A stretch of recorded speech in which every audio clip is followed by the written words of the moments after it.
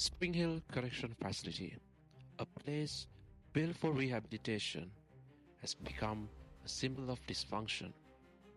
Allegations towards bullying, emotional exhaustion, and dysfunctional leadership has made headlines across New Zealand.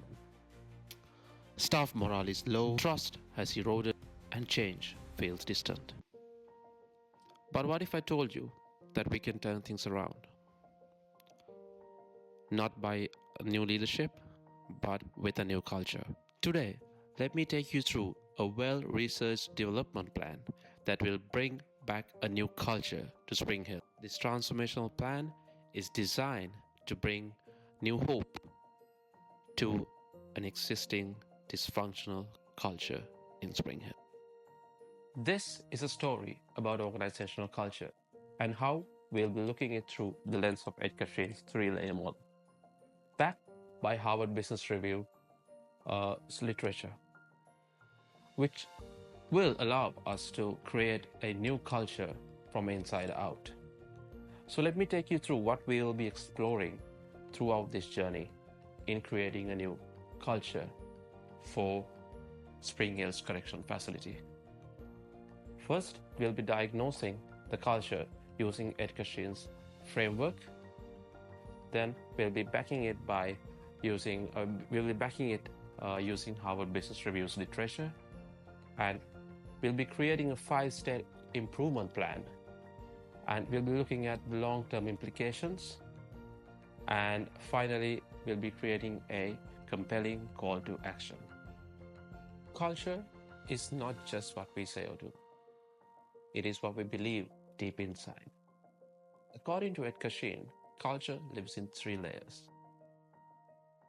First, artifacts. Artifacts is basically things that we can see.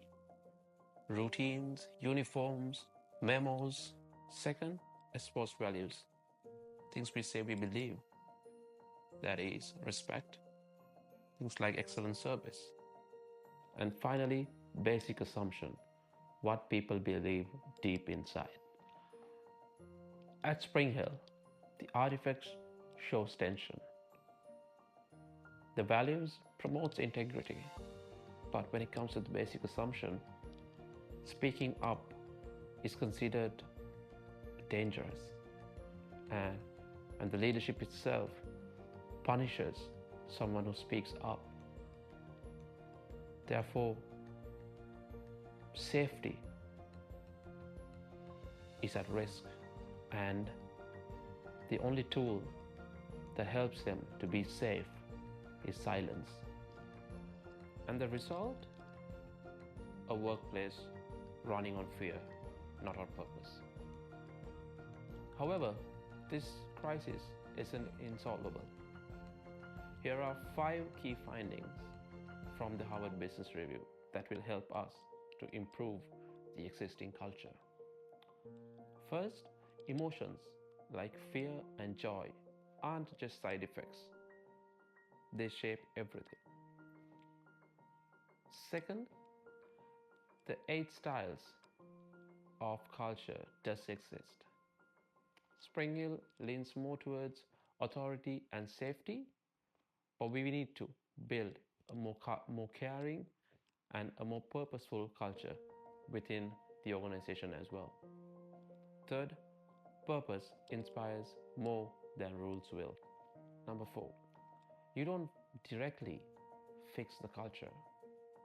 You fix the system, and then the culture will follow. Finally, lasting changes starts with something that already works. Then build it from there. It's time to listen to the research and start building from inside out. So now let's discuss further on the Harvard Business Reviews and the other academic journals that we've brought into the solution in bringing the best and in changing the existing culture of Spring Hill.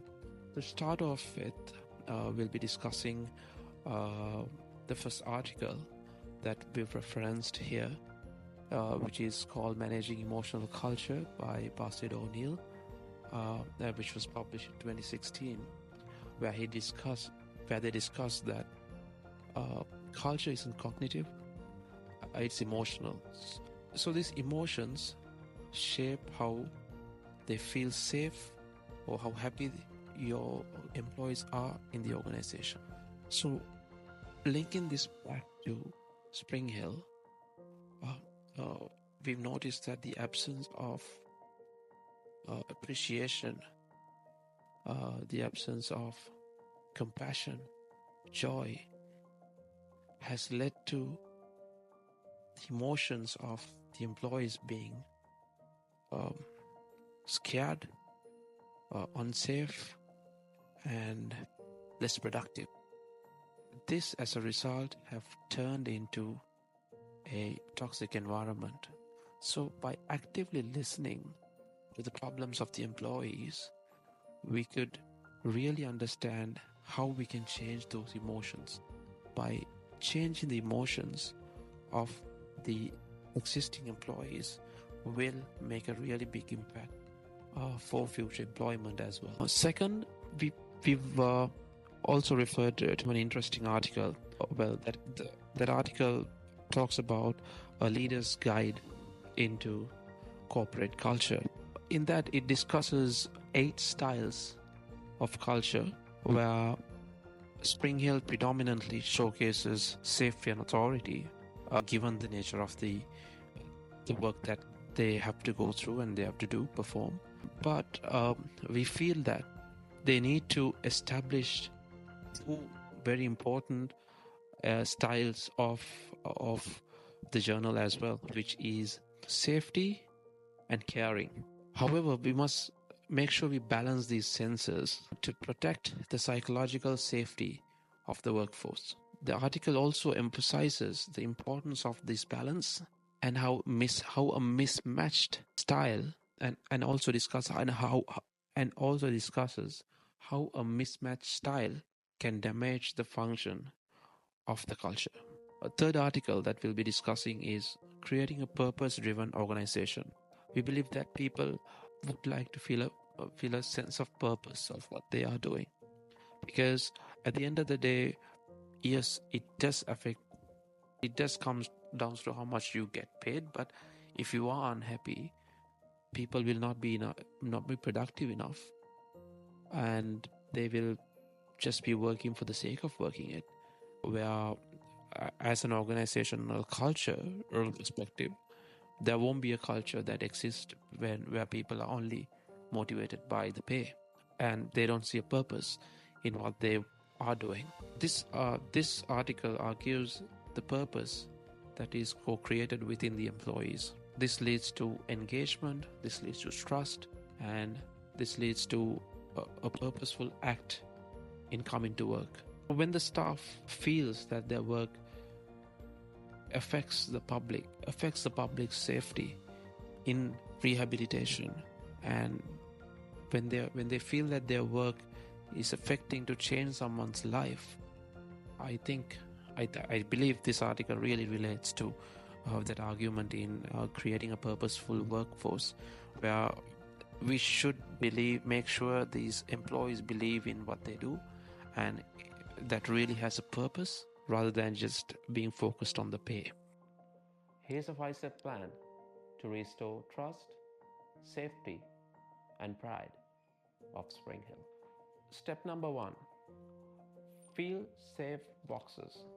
To restore the psychological safety of the employees, we'll be building suggestion box type boxes which will allow the employees to come and speak up about their fears of leadership, and this will allow us to maintain their anonymity and really diagnose the problem within the leadership.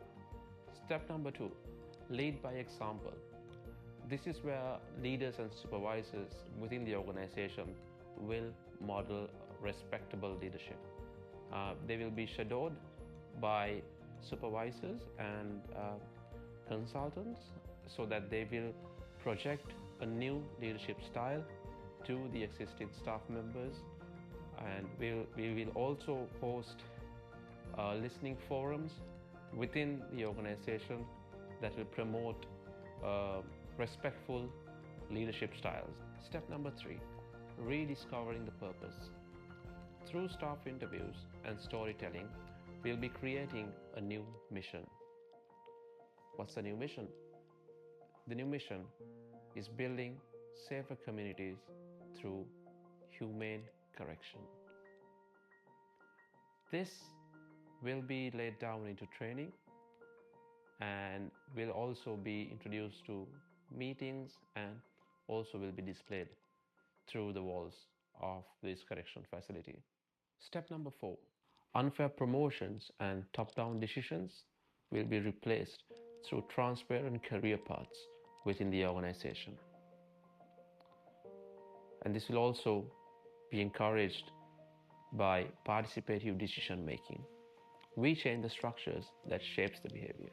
Step number 5, empower cultural champions. In every unit, a respectable staff member becomes a cultural champion. They lead by example and they offer peer-to-peer coaching. Now, let's look at the risks and mitigations. Yes, change is hard and it also comes with risks. First, we'll be facing resistance from the leadership. Second, staff skepticism, burnout from overwork. But each risk has its response. First, start by small wins. Celebrate early adopters. Finally, offer well-being support, not just for policy changes.